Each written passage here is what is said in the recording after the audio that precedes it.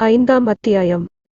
அந்த பெண்ணரசி கதையில் இந்த கட்டத்துக்கு வந்தபோது ஆடவன் குறுக்கிட்டு, பெண்களின் விஷயமே இப்படித்தானே, வீண் பிடிவாதம் பிடித்து வேண்டாத காரியத்தை செய்து விடுவது, அப்புறம் அதற்காக வருத்தப்படுவது, தாங்கள் வருந்துவது மட்டுமா, மற்றவர்களையும் பொல்லாத கஷ்டங்களுக்கு உள்ளாக்குவது இது பெண் குலத்தின் தனி உரிமை அல்லவா என்றான்.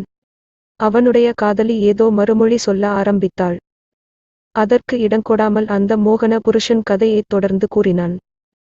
காசியிலிருந்து வந்த தேவேந்திர சிற்பியின் தமையன் மகனை பார்த்ததும் மதிவாணனுக்கு அவனை பிடித்து போய்விட்டது. மதுரை மாநகரத்தில் பல்லாயிர மக்களுக்கு மத்தியில் இருந்த போதிலும் மதிவாணனை தனிமை சூழ்ந்திருந்தது. காசியிலிருந்து வந்த கோவிந்தன் என்னும் வாலிபன் அந்த தனிமை நோய்க்கு மருந்தாவான் என்று தோன்றியது. கோவிந்தனிடம் அந்தரங்க அபிமானத்துடன் பேசினான். நட்புரிமை பாராட்டினான். அடிக்கடி வரவேண்டும் என்று வற்புறுத்தினான். கோவிந்தன் சிற்பக் கலையை பற்றி நன்கு அறிந்திருந்தான். இலக்கியங்கள் கவிதைகளிலும் பயிற்சி உடையவனாயிருந்தான். ஆகையால் அவனுடன் அளவளாவி பேசுவதற்கு மதிவாணனுக்கு மிகவும் விருப்பமாயிருந்தது. கோவிந்தன், எனக்கு இந்த நகரில் உறவினர் அதிகம் பேர் இருக்கிறார்கள். அவர்களையெல்லாம் பார்க்க வேண்டும். ஆயினும் அடிக்கடி வர பார்க்கிறேன் என்றான்.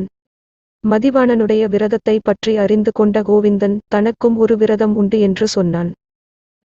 அதற்காக ஆசார நியமங்களை தான் கண்டிப்பாக நியமிப்பதாகவும் எவரையுமே தான் தொடுவதும் இல்லை, தன்னை தொடுவதற்கு விடுவதும் இல்லை என்றும் சொன்னான். இதை பற்றி மதிவாணன் எந்த விதமான சந்தேகமும் கொள்ளவில்லை. கோவிந்தனுடைய ஆசார நியமத்தை தான் எதற்காக கெடுக்க முயல வேண்டும் என்று இருந்துவிட்டான். பாண்டிய குமாரி புருட வேடம் பூண்டு அடிக்கடி சிற்ப கூடத்துக்கு வந்து போவது பற்றி தேவேந்திர சிற்பியின் மனத்திலே கவலை உண்டாயிற்று. இதிலிருந்து ஏதேனும் விபரீதம் விளையப் போகிறதோ என்று பயப்பட்டார். பயத்தை வெளிப்படையாகச் சொல்லாமலும் இரகசியத்தை வெளியிடாமலும் தமது சீடனிடம், கோவிந்தன் வரத் தொடங்கியதிலிருந்து உன்னுடைய வேலையின் தரம் குறைந்துவிட்டது என்றார். அவன் அதை ஆட்சேபித்து, வேலை அபிவிருத்தி அடைந்திருக்கிறது என்றான். பாண்டிய குமாரியோ தேவேந்திர சிற்பியின் ஆட்சேபங்களை பொருட்படுத்தவில்லை. இந்த நிலைமையில் தேவேந்திர சிற்பி தவியாய்த் தவித்துக் கொண்டிருந்தார். அதற்குத் தகுந்தாற்போல் அவருடைய கவலையை அதிகமாக்கும்படியான காரியம் ஒன்று நிகழ்ந்தது. மதுரை நகரின் ஒற்றர் தலைவன் ஒவ்வொரு நாளும் தேவேந்திர சிற்பியின் சிற்ப கூடத்துக்கு வரத் தொடங்கினான்.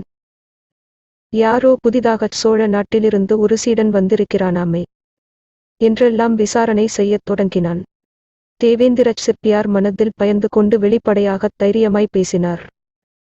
இங்கே வந்து தொந்தரவு செய்தால் பாண்டியரிடம் சொல்வேன் என்று ஒற்றர் தலைவனை பயமுறுத்தினார். அதற்கெல்லாம் ஒற்றர் தலைவன் பயப்படவில்லை. மறுபடியும் வந்து கொண்டிருந்தான். ஒரு நாள் கோவிந்தன் வேடம் பூண்டு வந்த ராஜகுமாரி மதிவாணனிடம் பேசிவிட்டு வெளிவந்த போது ஒற்றர் தலைவன் பார்த்து விட்டான். நீ யார்? எங்கே வந்தாய் என்று கேட்டான். சந்தேகம் கொண்டு தலைப்பாகையை இழுத்து விட்டான். உடனே புவனமோகினி ரௌத்ராகாரம் அடைந்து ஒற்றர் தலைவனை கண்டித்து திட்டினாள். அவன் நடுநடுங்கி மன்னிப்பு கேட்டுக் கொண்டான். பிறகு போய் விட்டான். இதெல்லாம் அரைக்குறையாக உள்ளே தன் வேலை கூடத்தில் வேலை செய்து கொண்டிருந்த மதிவாணன் காதில் விழுந்தது. கோவிந்தனுடைய அதிகார தோரணையான பேச்சும் குரலும் அவனுக்கு வியப்பையும் ஓரளவு திகைப்பையும் உண்டாக்கின.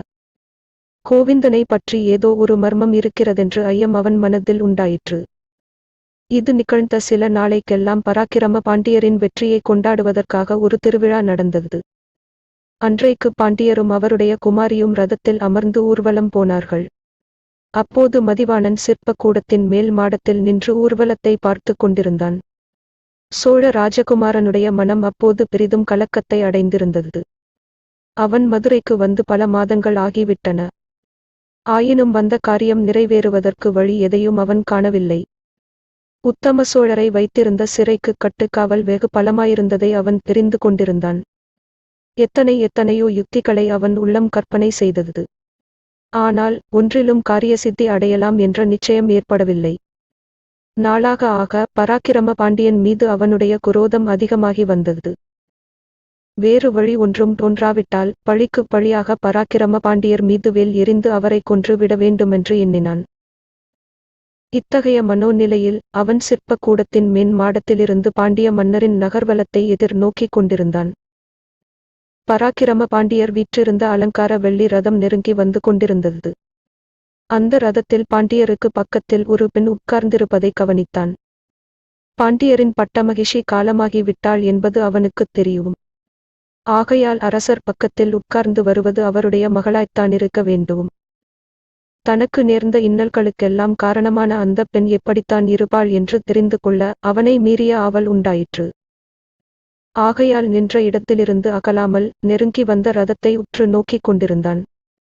சிற்பக்கூடத்துக்கு நேராக ரதம் வந்ததும் பாண்டிய குமாரி சிற்பக்கூடத்தின் மேல்மாடத்தை நோக்கினாள்.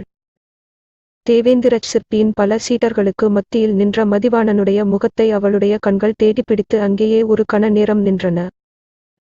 அந்த கணத்தில் மதிவாணன் தன் மனத்தை சில காலமாக கலக்கி வந்த இரகசியத்தை கண்டு கொண்டான். எவ்வளவு திறமையாக எத்தனை வேடங்கள் வேண்டுமானாலும் போடலாம்.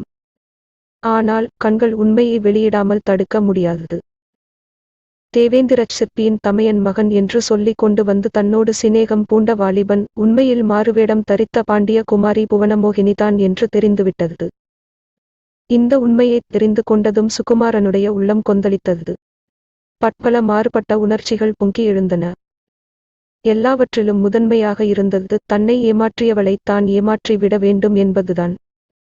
அப்படி ஏமாற்றுவதன் மூலம் தான் வந்த காரியத்தையும் நிறைவேற்றிக் கொள்ள வேண்டும். இதற்காக ஓர் உபாயத்தை சுகுமாரன் தேடிக் கடைசியில் கண்டுபிடித்தான். ஆனால் காரியத்தில் அதை நிறைவேற்ற வேண்டி வந்தபோது அவனுக்கு எவ்வளவோ வருத்தமாயிருந்தது. கதை இந்த இடத்துக்கு வந்தபோது அந்த ஆடவனின் முகத்தில் உண்மையான பச்சாத்தாபத்தின் சாயை படர்ந்தது. அவனுடைய குரல் தழதழத்தது, பேச்சு தானாகவே நின்றது.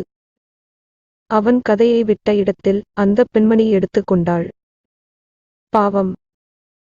அந்த வஞ்சகச் சிற்பியின் கபட எண்ணத்தை அறியாத புவனமோகினி வழக்கம் போல் மறுநாள் அவனை பார்ப்பதற்காக ஆண் வேடத்தில் சென்றாள். அவனை தான் ஏமாற்றியதற்காக தன்னுடைய வருத்தத்தை தெரிவித்துக் கொண்டாள். மதிவாணன் வெகு திறமையுடன் நடித்தான். நேற்றோடு தன்னுடைய விரதத்தை கைவிட்டு விட்டதாகச் சொன்னான். பாண்டிய குமாரியின் சுண்டு விரல் ஆக்ஞைக்காகத் தன்னுடைய உயிரையே தியாகம் செய்யச் சித்தமாயிருப்பதாக கூறினான். இனிமேல் ஆண்வேடம் பூண்டு வர வேண்டிய அவசியமில்லை என்றும் ராஜகுமாரியாகவே தன்னை பார்க்க வரலாம் என்றும் தெரிவித்தான். கள்ளங்கபடமற்ற புவனமோகினி அவனுடைய வஞ்சக வார்த்தைகளையெல்லாம் உண்மை என்று நம்பினாள். இந்நாளில் மேற்கே குடகு நாட்டிற்கு படையெடுத்துச் சென்ற பாண்டிய சேனை பெருந்தோல்வியடைந்து விட்டதாக ஒரு செய்தி வந்தது. பராக்கிரம பாண்டியர் தோல்வியை வெற்றியாகச் செய்து கொண்டு வருகிறேன் என்று சொல்லிவிட்டு உதவி படையுடன் புறப்பட்டு போனார். போக்கும்போது அவர் தம் அருமை மகளிடம் தம்முடைய முத்திரை மோதிரத்தை ஒப்படைத்து, நான் இல்லாத காலத்தில் இராஜ்யத்தை பாதுகாக்க வேண்டிய பொறுப்பு உன்னுடையது என்று சொல்லிவிட்டு போனார். ஆனால் தன்னுடைய உள்ளத்தையே பாதுகாக்க முடியாமல் நாடோடி வாலிபன் ஒருவனுக்கு பறிகொடுத்துவிட்ட புவன மோகினி இராஜ்யத்தை எப்படி பாதுகாப்பாள்? அவள் மனோநிலையை அறிந்த இளஞ்சிற்பி தன் வஞ்சக வலையை தந்திரமாக வீசினான். ஒருநாள் புவனமோகினி தேவேந்திரச் சிற்பியின் சிற்ப மண்டபத்துக்கு போன போது மதிவாணன் சோகமே உருவாக உட்கார்ந்திருப்பதைக் கண்டாள். அவனுக்கு எதிரே ஒரு செப்பு விக்கிரகம் உடைந்து சுக்கு நூறாக கிடந்தது. அவனுடைய சோகத்துக்கு காரணம் என்னவென்று பாண்டியகுமாரி கேட்டாள். நொறுங்கி கிடந்த விக்கிரகத்தை இளஞ்சிப்பி காட்டி, செப்புச் சிலை வார்க்கும் வித்தை இன்னும் எனக்கு கைவரவில்லை. என் ஆசிரியருக்கும் அது தெரியவில்லை. இந்த உயிர் வாழ்க்கையினால் என்ன பயன்? ஒரு நாள் பிராணனை விட்டு விடப் போகிறேன் என்றான். பாண்டிய குமாரியின் இளகிய நெஞ்சு மேலும் உருகியது. அந்த வித்தையை கற்றுக்கொள்வதற்கு வழி ஒன்றும் இல்லையா என்று கேட்டாள். ஒரு வழி இருக்கிறது. ஆனால் அது கைகூடுவது துர்லபம் என்றான் மதிவாணன். மேலும் குடைந்து கேட்டதில் அவன் தன் அந்தரங்கத்தை வெளியிட்டான். செப்புச் சிலை வார்க்கும் வித்தையை நன்கு அறிந்தவர் ஒரே ஒருவர் இருக்கிறார். அவர் இந்த நகரத்தில் கட்டு காவலுடன் கூடிய கடுஞ்சிறையில் இருக்கிறார். உத்தம சோழரை ஒரு நாள் இரவு தனியாகச் சிறையில் பார்க்க முடியுமானால் போதும். அவரிடம் அந்த வித்தையின் இரகசியத்தை அறிந்து கொண்டு விடுவேன். உன்னிடம் உண்மையைச் சொல்லி விடுகிறேன். நான் இந்த நகருக்கு வந்ததே இந்த நோக்கத்துடனே தான். ஏதாவது ஓர் உபாயம் செய்து உத்தம சோழரைச் சிறையில் சந்தித்து அவரிடமுள்ள இரகசியத்தை அறிந்து போகலாம் என்று தான் வந்தேன். ஆனால் கை கூடுவதற்கு ஒரு வழியையும் காணவில்லை. நான் இந்த உலகில் உயிர் வாழ்ந்து என்ன பயன் என்றான். இதையெல்லாம் உண்மை என்று நம்பிய புவனமோகினி, நீ கவலைப்பட வேண்டாம். உன்னுடைய மனோரதம் ஈடேற நான் ஏற்பாடு செய்கிறேன் என்றாள். அதை நம்பாதது போல் மதிவாணன் நடித்தான். முடிவில், அவ்விதம் நீ உதவி செய்தால் என் உயிரையே கொடுத்தவளாவாய். நான் என்றென்றைக்கும் உன் அடிமையாயிருப்பேன் என்றான். மறுநாள் புவனமோகினி மதிவாணனிடம் பாண்டிய மன்னரின் முத்திரை மோதிரத்தை கொடுத்தாள். இன்றிரவு இந்த மோதிரத்தை எடுத்துக் கொண்டு சிறை கூடத்துக்கு போ. இதை காட்டினால் திறவாத சிறை கதவுகள் எல்லாம் திறந்து கொள்ளும். அசையாத காவலர்கள் எல்லாரும் வணங்கி ஒதுங்கி நிற்பார்கள். உத்தம சோழரை சந்தித்து இரகசியத்தை தெரிந்து கொள். நாளைக்கு முத்திரை மோதிரத்தை என்னிடம் பத்திரமாய்த் திருப்பிக் கொடுத்து விடு என்றாள். மதிவாணன் முத்திரை மோதிரத்தை வாங்கிக் கொண்டு மறுபடியும் நன்றி கூறினான். பாண்டிய குமாரிக்குத் தான் 7 ஜன்மங்களிலும் கடமைப்பட்டிருப்பேன் என்று சொன்னான்.